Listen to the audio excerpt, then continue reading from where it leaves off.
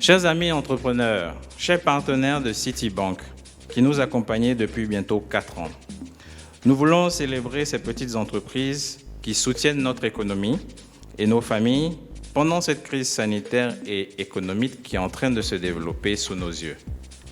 Nous voulons célébrer la résilience et l'ingéniosité de nos entrepreneurs dans le contexte si particulier que nous connaissons. Chers invités, chers partenaires, chers collègues, la crise du Covid est en train de redéfinir nos habitudes de vie, nos modes de consommation. On peut se poser la question, qu'adviendra-t-il de la boutique ou du salon de coiffure que nous fréquentons si nous sommes confrontés à une crise sanitaire future qui réduit considérablement les interactions humaines? Ne faut-il pas déjà se préparer à cela? Et comment? Jusqu'à présent, le Covid n'a touché que faiblement notre population active, c'est vrai. Mais comment juguler dans le futur efficacement une crise qui toucherait une forte frange de notre population active? Le souvenir de ce qu'on a appelé la grippe espagnole il y a exactement 100 ans, en 1920, montre que ce ne sont pas des questions irréelles. Mais que l'on comprenne bien, il ne s'agit pas de se faire peur. Il s'agit de définir les paramètres ou les standards qui serviront à consolider le socle des petites entreprises sur lequel repose notre économie dans une grande partie. C'est dans cette direction que nous voulons travailler avec chacun d'entre vous et nous remercions particulièrement tous les partenaires qui ont bien voulu se joindre à ce panel pour travailler main dans la main pour donner naissance à une nouvelle race d'entrepreneurs capables de transformer des risques en de vraies opportunités de croissance non seulement économique, sociale, mais aussi humaine.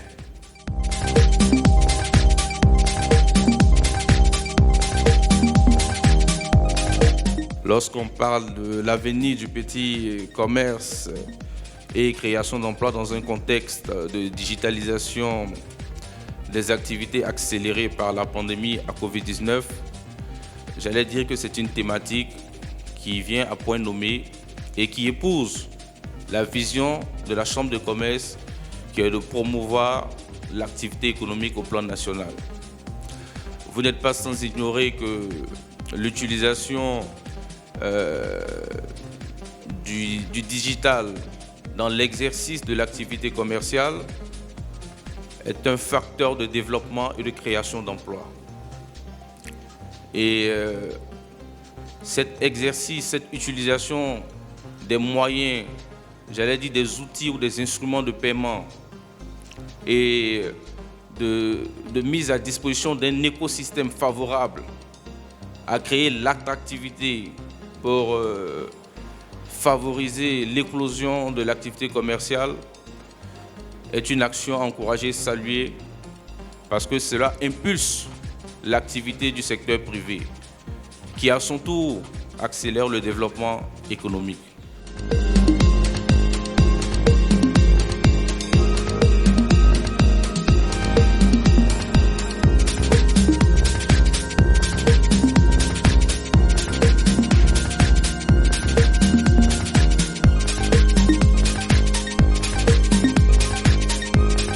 Un matin aux environs de 11h, un monsieur est entré dans ma boutique.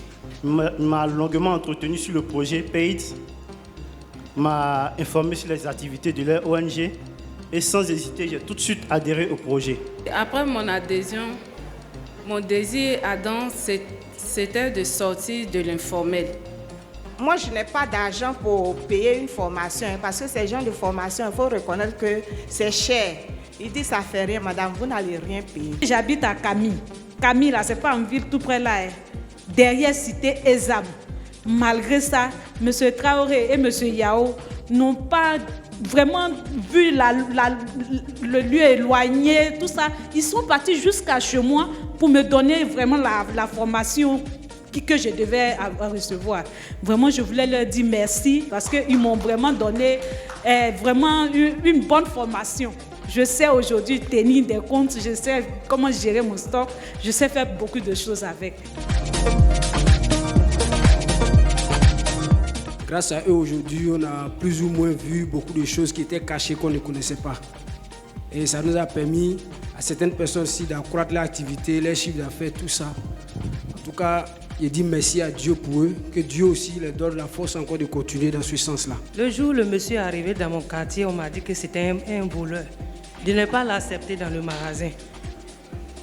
Donc, je n'ai pas écouté ceux qui avaient dit ça. Le monsieur m'a trouvé avec 30 000 francs. Actuellement, je me retrouve avec 300 000. Je lui dis beaucoup merci parce qu'il a fait beaucoup pour moi. Je ne savais pas qu'un jour j'allais pouvoir attraper 300 000 francs dans ce que je faisais. Je lui dis beaucoup merci. Merci aussi à vous qui avez accepté de pouvoir vous prêter à ce jeu. Ce jeu qui a pour objectif d'emmener les entrepreneurs que vous êtes à aller au-delà de ce que vous pensez être.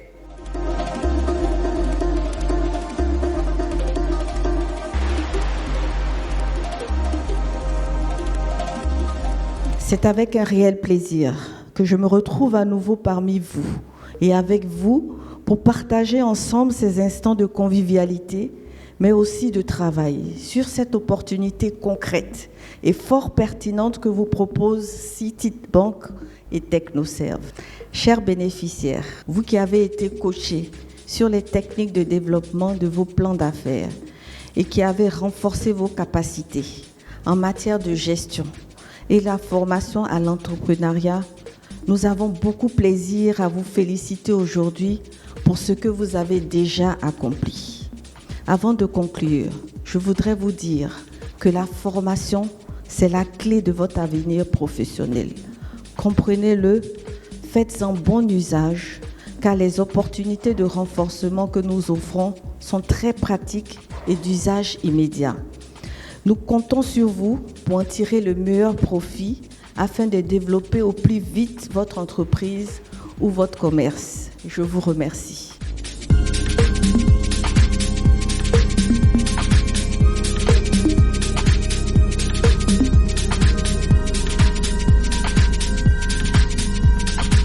Je pense qu'il faut applaudir nos lauréats. Et vous êtes des lauréats panafricains. Et en fait, on a démarré déjà en octobre, n'est-ce pas? Le projet dure 12 mois, d'octobre à septembre. Donc octobre 2019, on a fait une campagne, une prospection. Et comme Yamoussoukro, c'était la première fois, et effectivement, comme ce matin, certains bénéficiaires ont témoigné, notre collaborateur, je veux qu'on l'ovationne, Domi et puis Zanga, s'il vous plaît. Ils ont arpenté les rues de Yamoussoukro parce qu'il faut aller rencontrer les entrepreneurs, voir vraiment si l'activité existe, n'est-ce pas, discuter avec eux, échanger avec eux. Donc ils l'ont fait tout le mois d'octobre.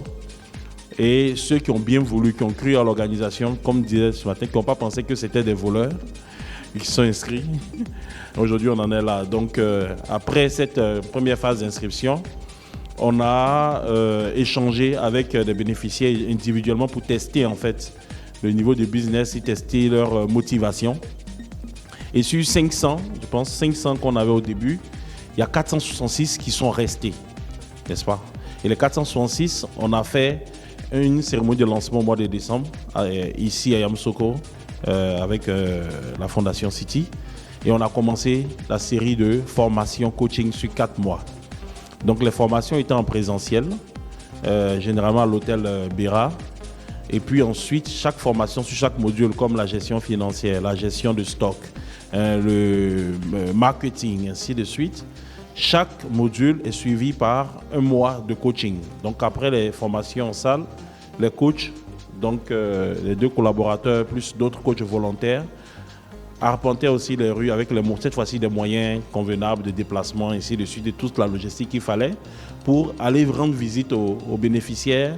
Et la survenue de la pandémie, on était obligé de tenir compte de cela, gel main, masque, ainsi de suite, distanciation, pour pouvoir poursuivre le travail. Et donc ils l'ont fait.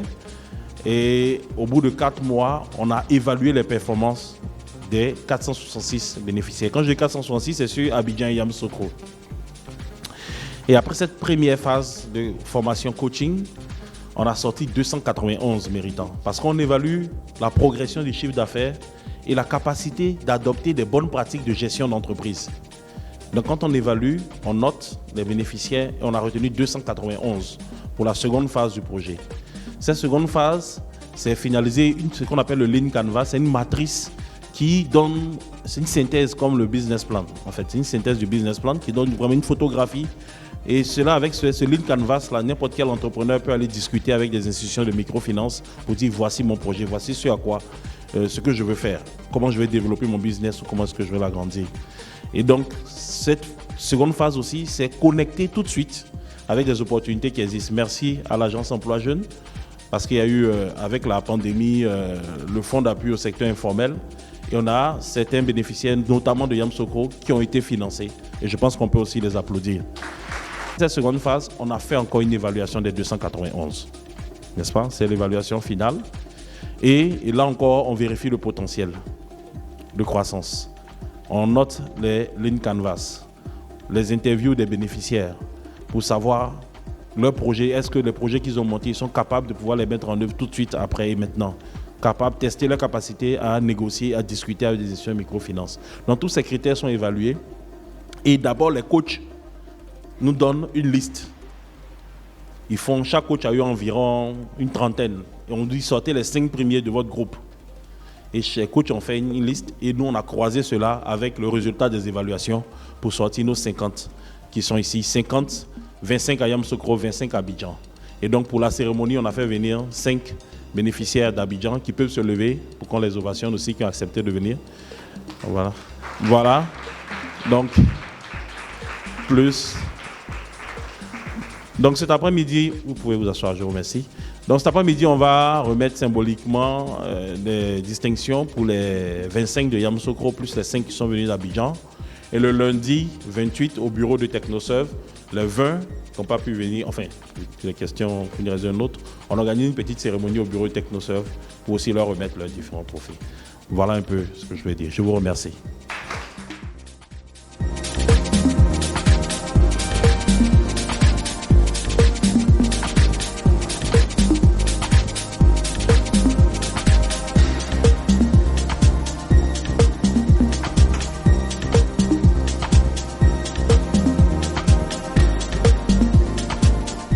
Félicitations, bonne continuation. Je vous remercie.